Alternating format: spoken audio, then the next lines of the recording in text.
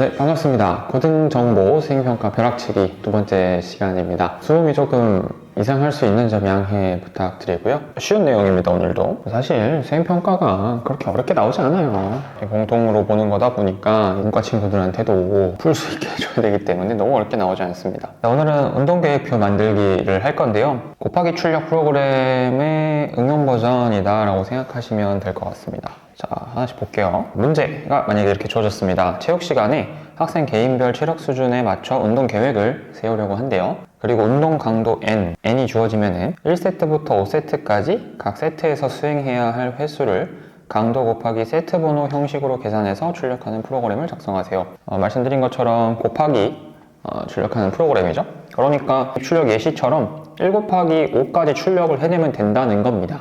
그리고 입력값을 8이라고 했을 때 1부터 8까지 출력을 받으면 되는 건데, 그러면은 우리가 지금 간단하게만 생각을 해봤을 때 지난 시간 거 보고 오신 분들은 아시겠지만 입출력이잖아요. 입력을 받으려면은 우리 input이라는 함수를 썼었죠. input이 뭐 필요하겠구나.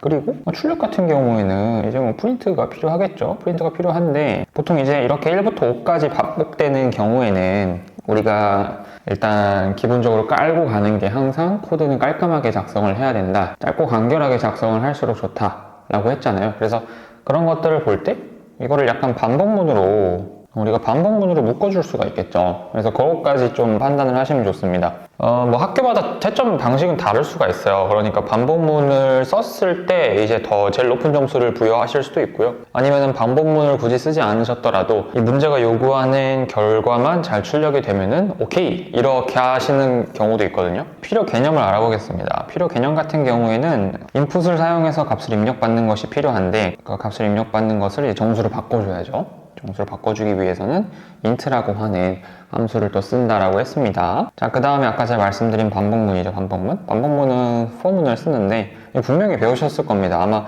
중요하게 수업 시간에 배웠기 때문에 이거를 작성해 주는 게 좋을 겁니다. 반복문 같은 경우에는 for i in range에서 이 range 함수가 범위를 정해주는 함수입니다. 여기 들어가는 i 같은 경우에는 여기 있죠. i가 반복할 때마다 바뀌는 숫자를 이제 i라고 하고요. 그 다음에 1부터 6까지 요 range 1,6 여기서 여러분들이 주의하셔야 될 거는 1부터 6까지라고 해서 6이 아닙니다. 6은 포함되는 게 아니에요.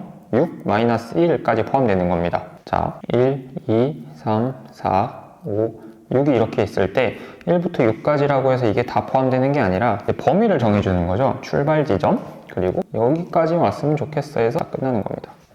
이렇게 보시면 좋아요. 그래서 마지막 숫자는 포함되는 것이 아니다. 꼭 기억하시면 좋을 것 같고요. 레인지 함수에 대해서 세부적으로도 설명을 해놨습니다. 레인지 A, 그러니까 안에 매개 변수가 하나만 있을 때는 0부터 매개 변수 마이너스 1까지의 정수 범위를 정해줍니다. 왜냐하면 시작점이 없다라고 보는 겁니다. 시작점이 없기 때문에 0부터 인 거죠. 자, 그 다음에 시작점이 이렇게 A, 그 다음에 끝점이 B 이렇게 정해졌을 때는 A부터 B-1까지 정수 범위를 정해준다. 되게 간단한 문제거든요. 간단한 문제고 학생들이 정말 많이 실수하고 정말 많이 틀립니다. 곱셈 계산 같은 경우에도 쉽죠? 곱셈 계산 이렇게 합니다. 가끔 이제 n 곱하기 i 이렇게 하는 친구들도 있는데 그러면 안 돼요. 곱하기 있을 때는 별 모양, 이게 이제 곱하기입니다. 자, 그 다음에 출력 형식을 만드는 거는 이제 n 곱하기 세트 번호 결과. 그러니까 이 형식을 만약에 여러분들이 만들지 않으면 문제가 요구한 바를 할 수가 없는 거죠. 자, 여기 써있고 이 형식으로 계산해서 출력하라. 그리고